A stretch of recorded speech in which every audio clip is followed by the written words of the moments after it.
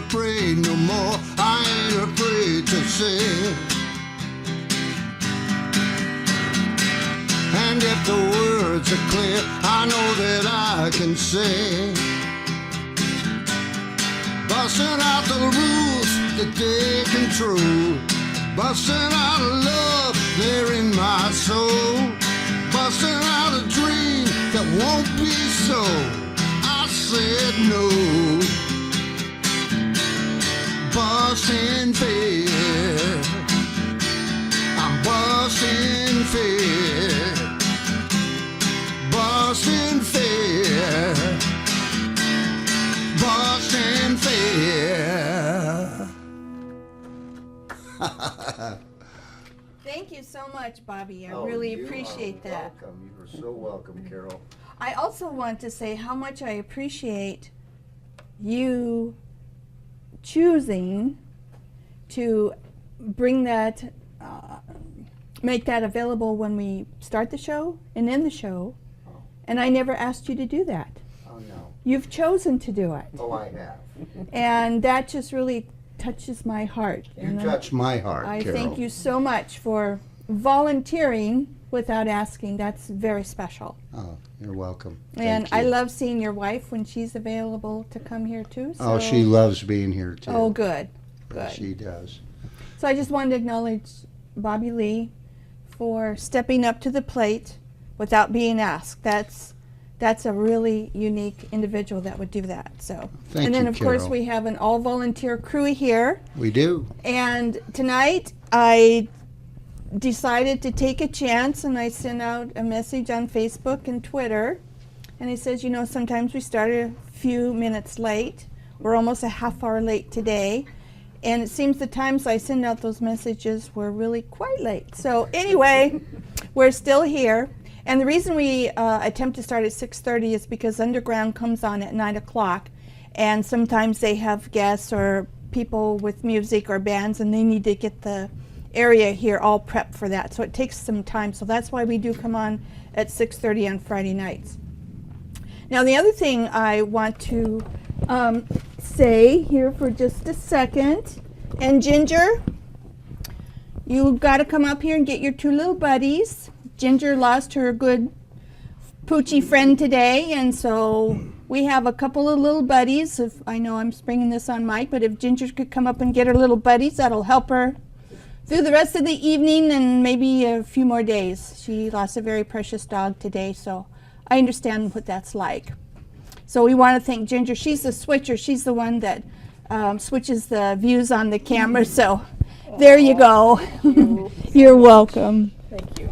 So we really appreciate all the effort that Ginger puts into making the show work. Thank you so much. Thank you, guys. And I hope that helps get you through the night and for the next few days until you find you another pooch. Yeah, thank you. All right, tonight Dixie's going to take the lead tonight, and she's had some experiences this week, and she wants to talk about fear and some discussions she's had with some friends. So let's hear what Dixie has to say about moving through fear and these topics. Okay, I found something, I don't know, a few months ago that gave words for the word fear. So we have F-E-A-R, and I'm going to tell you the words. F is for false, E is for evidence, A is for appearing, and R is for real. So fear is all about false evidence appearing real. Wow. Now, I wanted to tell you about this last week because I had a friend, two friends called me, but one friend in particular that was never concerned about earthquakes or anything like that. And she had found on Facebook that there was going to be a very serious earthquake. And that was, I think, that was the one predicted off the Oregon-Washington coast. And I'll explain that a little bit more here in a minute. But so she was very concerned about this earthquake that was going to happen on the 28th. That was yesterday. Now, who predicted this earthquake to happen on the 28th? Well, I'm trying to think that where she found it. She found it on Facebook, and I think it could have been the same guy from Australia. I don't remember Okay. his name, but anyway, so she knows that I have some concerns about earthquakes, and so she called me and asked me what I thought. And I said, well, you know, I don't know. One has been predicted off the Oregon-Washington coast, a very serious earthquake. And I took a geology course, and I track earthquakes, which, by the way, let me explain that I work for the American Red Cross in California for a year. And ever since then, which was approximately 1999 to 2000, and ever since then, I have tracked earthquakes in How do the you United track States. them? I go to the USGS, Okay. United States Geological Website? Society website, Mhm. and they track earthquakes on there. And they have these, they show Earth and they have these little circles that Yes. earthquakes are happening to the Earth all the time. Yes. And it shows these circles all over the Earth, and the different colors designate the different intensity or the magnitude of those earthquakes. Yes. The other thing is, the one I go to, it tracks according to how strong they are. So each night I will go and track the ones that are 4.5 or stronger. And when I worked for the Red Cross, I used to go out and give presentations of how people could prepare for earthquakes: water, food, etc. And anyway, so then I started reading, after moving up here in 2003, I was reading about, in the newspaper, about the prediction that there will be another very serious earthquake off the Oregon-Washington west coast. And if you want some advice to prepare for earthquakes, please call in and talk to Dixie, 360-693-7544. This is a live internet show, folks. 360-693-7544. And Dixie can share how to prepare. Okay, so anyway, when I had the one friend call and was concerned because there was an alignment of planets yesterday, and there was some real concern that that alignment of planets would create earthquakes, very serious earthquakes. Has there been evidence that that is how earthquakes have happened in the past? With the planetary alignment? Yes, and also the moon in the way. Oh, let's see. How would I say it? When the moon is full, it can also affect the Earth. So Yeah, there's a there are gentleman, I earthquakes. forget his name, he's always on a Coast to Coast AM radio show. Yes. And he says it has to do with the eclipse of the moon or something like that. And Yeah. so, Eclipses are very serious also for creating earthquakes. okay. There is a lady, Charlotte King, down in Salem, who predicts earthquakes according to the pains and difficulties, dizziness that she gets in her body. Oh, and the fellow that's on Coast to Coast, he also says the animals disappear. Yes, animals they disappear, and they can also act very strangely. So pay attention to your animals. Anyway, so my other friend Myrna called me, and she had joint friends that have moved to Ecuador call her and tell her he tracks a prophet in Australia. And I don't know that man's name, but anyway, he predicted an earthquake on the 28th, midnight last night, for California, and that's the San Andreas Fault. And So I was talking to Myrna about that, and the concern, I mean, I understand her concern, but I didn't feel, my intuitive feeling was not that there was going to be an earthquake. And so I said, well, all we can do is wait and see. At least not on the 28th, and here we're on the 29th. Right. And then also Billy Meyer, the people that contacted him, that he was in contact, not of this earth, told that there is a San Andreas earthquake coming, and you'll know about the time because there won't be any more side view mirrors on cars. So time to move away out of that area, folks. And my thoughts about that are that they have already started to produce cars that actually drive themselves. And so there will come a time when we do not drive cars. The cars will drive themselves, and there will not be a need for mirrors because there will be a computer technology that figures out if there's a car ahead or behind or whatever. And so that's what I think. It's Well, right in the now, future. your wheels, there's these boxes as you go down the street. The Bluetooth connects to those boxes. Oh. So that's already in place. Oh, okay. Yeah, on the newer car. I don't know when that started, but I heard that on BBC America the other day. Okay. Well, and I want to talk about the West Coast earthquake.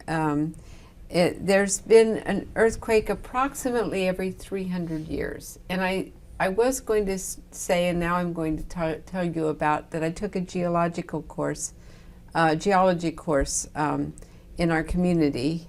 And the professor talked about this, that approximately, and it's approximate, every 300 years, that there is an earthquake, a serious earthquake off the Oregon and Washington coast, because there's the North American plate and the Pacific plate that are hitting against each other. And it usually means a very small amount of change in, maybe inches, just inches.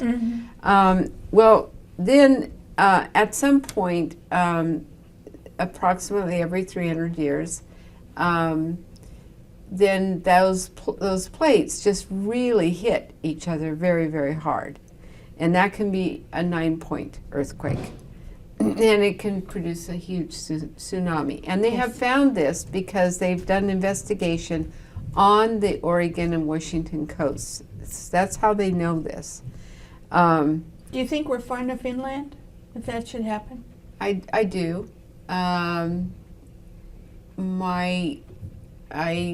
asked the professor if, I said, well, I track earthquakes, and there have been a number of them over the last year that have hit 150 to 200 miles off the southern Oregon coast.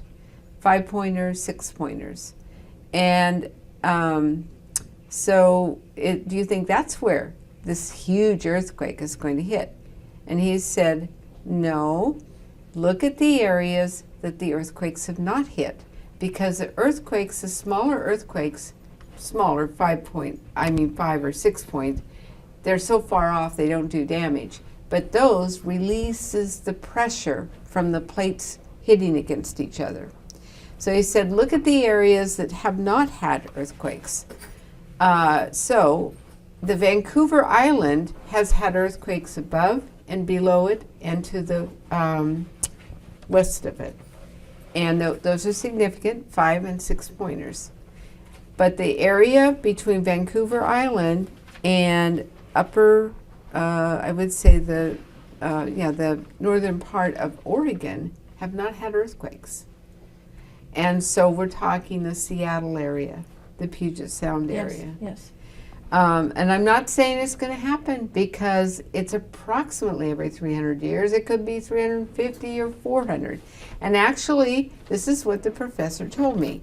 He said you have 300 years, then 300 years, then 600 years. Then again, 300 years, 300 years, 600 years. He said, we are at the first or second of the 300 years. So it's probably going to hit us in the next 100 years, I would say, Okay. just approximately. But there is really nothing we can do about it except do some preparation for earthquakes. And Portland has had approximately 5 earthquakes in the last 100 years that have been a good 5 point, not 6 point, but over 5 point, that can do damage. Back in 1993, I'm pretty sure there was one that hit her here. Yes, I was going to Fat Clark College. I had stopped working after 20 years and I went back to school. And I was at Clark College and I was taking this great geology class. I mean, this teacher was hot. All the women liked him. But he was also very fascinating and he just got excited. He talked about going and walking on the lava that was still hot in Hawaii. Hey, he says, we have got a phone call. Yes, thank you. All right. Hello, caller. You're on Busting Fair. Hello, caller. You're on Busting Fair. Oh, the line that's blinking. I have no blinking line. I have a red light over here, but there's nothing blinking. The red light? Hello, caller. You're on Busting Fair. Hi, guys. Hi. Who's calling? I would like to talk to you about those earthquakes. Dixie's is bringing up a real good subject, and there's been a great concern with this Jade Helm that's going on, that they are expecting some earthquakes. But we know that several of the earthquakes that actually took place in Oregon were caused from a HARP system, a mobile HARP system. And one of the guys that actually was a part of that, he was testing for gas pockets and oil, and they told him to turn up the little mobile HARP system. And when he tested it, it caused the earthquake. And he was saying that this system, this sound wave system that they're using right now, they're using it for weather wars. China, Russia, United States have these weapons, and they are actually tapping these fault lines and causing these earthquakes, make them look like natural disasters, but in effect, what they're doing, they're causing, it's a war that's going on. So they're causing earthquakes. They can actually move the asteroids. They saw on satellites that actually one side of the asteroid will heat up on one side and will manipulate the asteroid to move into a certain direction. That's why Russia, with that one asteroid hit Russia, Russia came out and said that was the United States. That was an attack from the United States. And everybody laughed at them. But what they're finding out right now with this Jade Helm going in, they're using it in 2 different aspects. I'm kind of going on Jade Helm because this is real important, because they're setting martial law in to have everybody in place, because they're talking about tapping 2 different fault lines. One is the Andreas fault line, the other one is connected to the Yellowstone. And if these go off, they will already have the martial law and these people in place for martial law. What is Jade Helm? Jade Helm is it's Jade Helm project. They're using all the elite military, and they're doing an exercise. It's so-called an exercise, and they're moving military into what they considered hostile. It's supposed to be like a practice for to control the civilians during a civil unrest or a natural disaster. But they're already moving these people in place. And a lot of people are really concerned about this because once they move into a place, they don't move out. So it goes really deep. You just have to look it up and read it, because we can go on and on and on about the Jade Helm project. Isn't that The end goal here is that they are doing two things with this jade helm. One, on the left-hand side, they are going to use it for either a natural disaster. On the right-hand side, in October, they are going to come out with that. The currency is going to be, the standard currency is going to be the Chinese currency. So either way, if they go to the Chinese currency, it's going to cause civil unrest because the dollar will fall apart overnight and cause civil unrest. And so they're kind of using it to their advantage by setting up jade helm. But back to, I'm kind of bouncing around here because I'm trying to bring up the point what Dixie's saying, talking about these earthquakes. This is very serious because right now what they're finding out is these weather wars, they are actually they have a drought in California right now, and they found out that there is a system that's heating up the atmosphere out on the coast that's keeping the clouds from coming inland on the California coast. Well, this is all part of their weather weapons. And people can, if you look it up, it's what do they say? Reality is stranger than fiction. But if you look it up, you'll be amazed at what they're doing with this. But they're trying to cause these natural disasters so that the end game is that we will cry out for their help to be the saviors, and they will come in and save us. But in return, we have to turn over all of our rights, all of our constitutional rights, for them to be able to help us. And the end game will be the United Nations will own our country. I heard about this, and that technically there's supposed to be something happen this summer, or is that October? It's October. The currency thing is the IMF new leader will come up with a speech in October. And we heard about that through Fritz Springmeier. And he said that when she gives a speech, basically the currency the dollar will drop within minutes of that speech. Okay. So we got that going on, but this earthquake that they're talking about that is going to be caused not just as a natural, but it will be caused through these weapons. And they're just setting it up, and nobody knows when that's going to happen. It could happen in the middle of the summer, but they want to cause chaos before they actually implement this. Okay.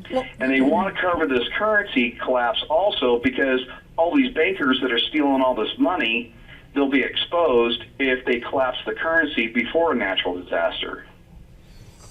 Okay, and I've heard quite a bit of this already, and but it's very interesting. I'm very happy that you called in to give us this information. So we don't really know how the earthquake is going to happen. It will happen, basically. Yes. Yes. Okay. Whether it's going to be natural or manufactured. Yes. Yeah. Okay. Well, thank you for All right, calling thank you, in. ladies. All right, thank you for calling in, Mike.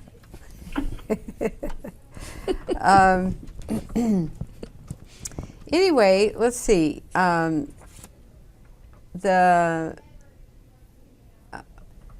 get back to the earthquake, so my intuitive feeling is it was not going to happen, and all I could do was assure my friend that I didn't think it was going to happen. And it didn't happen. Whether it happens tonight is another question. It's true. Because if there's something like a 9-pointer on the San Andreas Fault, my guess is at least we might feel it somewhat here. Anyway, and whether it's man-made off the Oregon-Washington coast or it's the natural course of things, is, it's going to happen. So how do eventually. people not step into fear when that happens? Well, my thoughts are that we really cannot control the situation. Right. So therefore, we prepare the best we can for ourselves. And that could be that everyone should always have extra water, extra food, flashlights. I'm trying to think a radio that you don't have to plug into the wall. A number of things to prepare in case there's an earthquake, no matter how the earthquake happens. But anyway, so do your best to take care of yourself and not be dependent on these systems that may or may not help you. Right. And I had a house built back in 2006, 150 miles east of here. And it wasn't just because I was fearful of earthquakes. It's a beautiful home, and it's called a Deltec home. You can find it on the internet under Deltec Homes. And it's quite beautiful, and I had the money to do that, and so I had it built. And then I outfitted it in case of an emergency, because I thought, well, it's way far away from anything. Of course, getting there is another question because 150 miles east of here.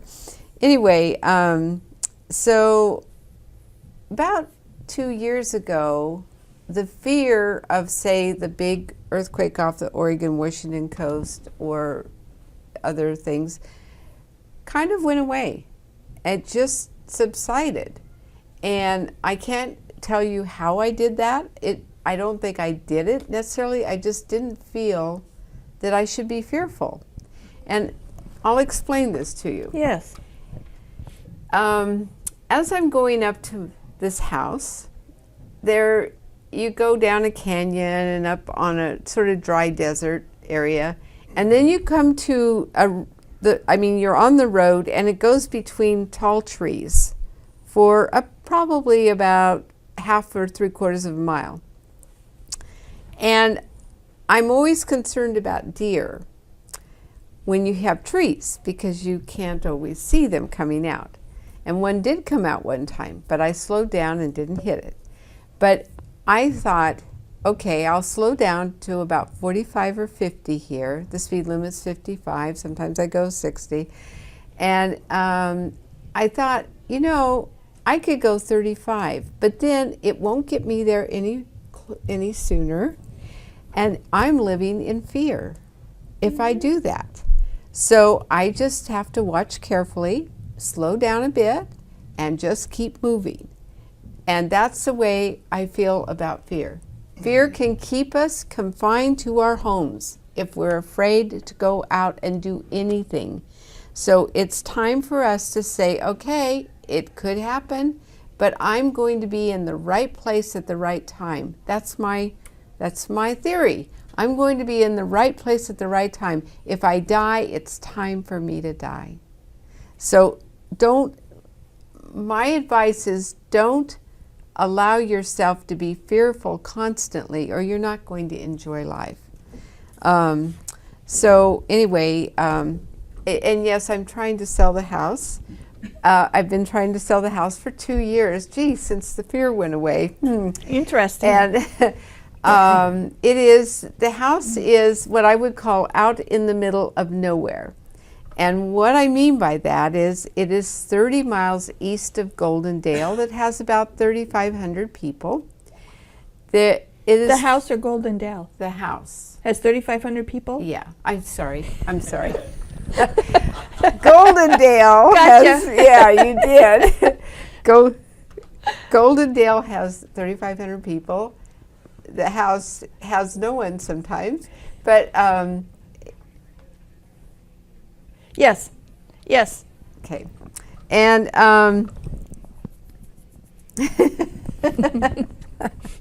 yes.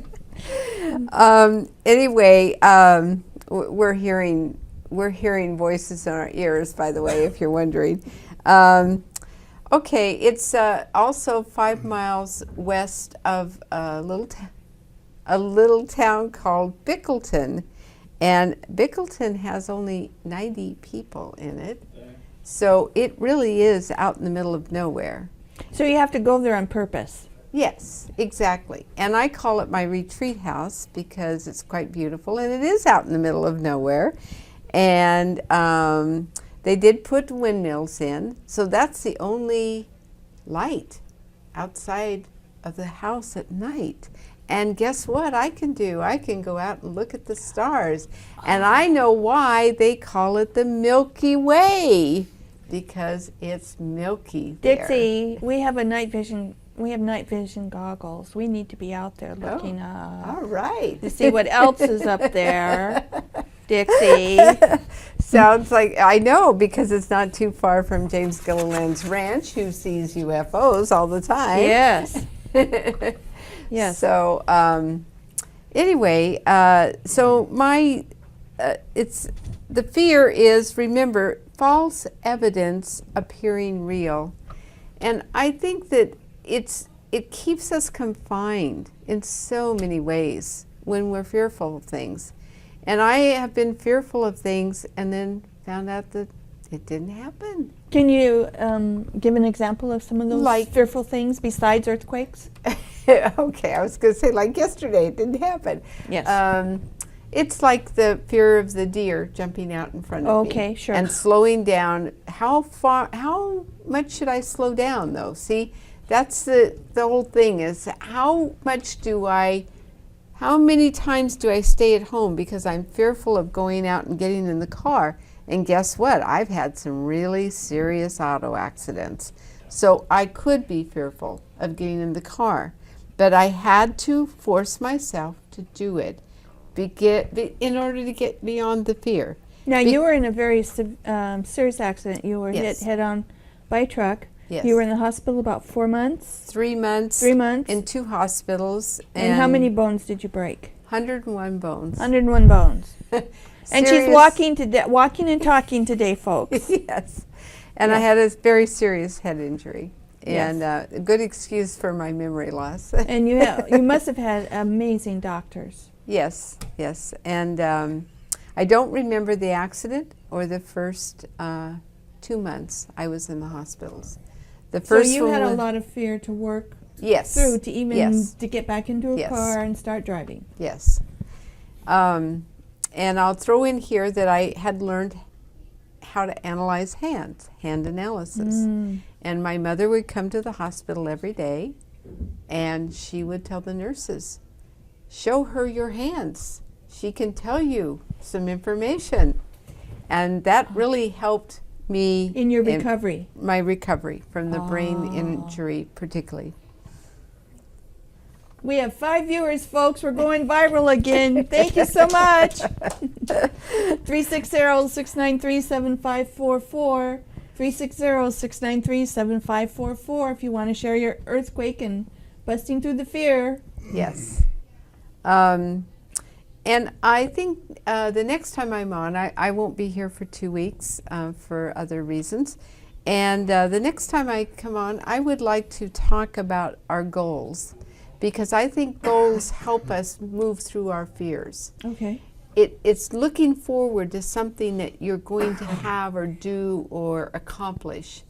And so you take your mind away from the fear of this and that and this and that, and you go, oh, this is what I'm going to do, and I can hardly wait to get there. Goals are so important, and I would really like to have a show about goals. Okay. Well, you will be on board then to share that technique or that theory or how that works for you. Because I'm not a goal-oriented person. I never have been. I've never had a Okay. goal for any specific thing. Okay? My problem is there's this, you've got 4 quadrants of the brain, and one is normally dominant in people. I'm pretty well balanced. I did that brain whatever testing thing, and I'm pretty balanced. That's a blessing and a curse all at the same time. A lot of things capture my interest, but I really have no passion to do Okay. anything specifically. Okay. But yet I've dabbled in doing a lot of things that are very interesting. Okay. So I can say on air that she has no Gina Heartlines, because Ginas are passionate. Mm-hmm. So, and I think I remember that. Yeah.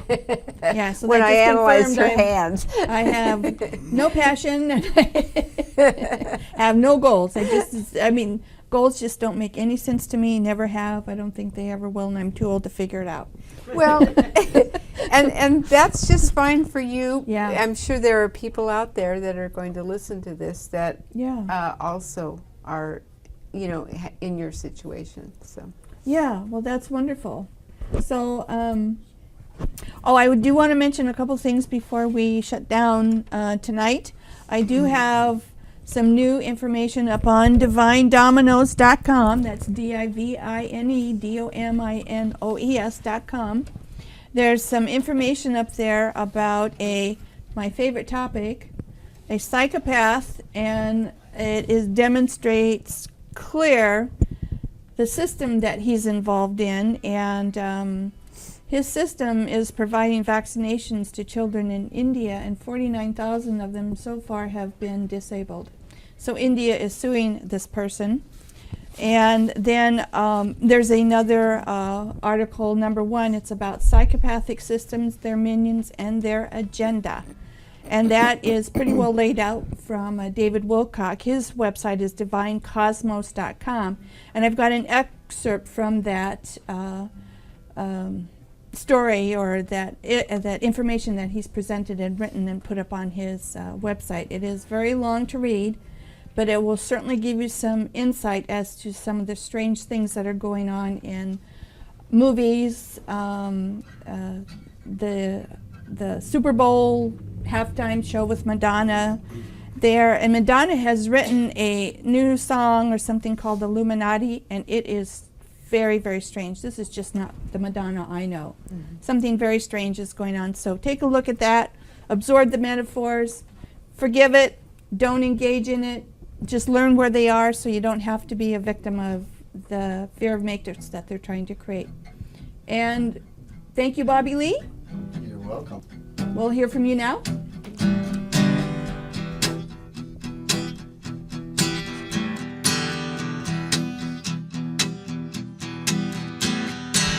I ain't afraid no more, I ain't afraid to say. And now the words are clear, I know that I can say. Busting out the fear that rules my soul, busting out a love that's in my heart, busting out a dream that can't be so. I said no. Busting fear, busting fear, busting fear, busting fear, busting fear, busting fear. Let it go, baby, and bust that fear.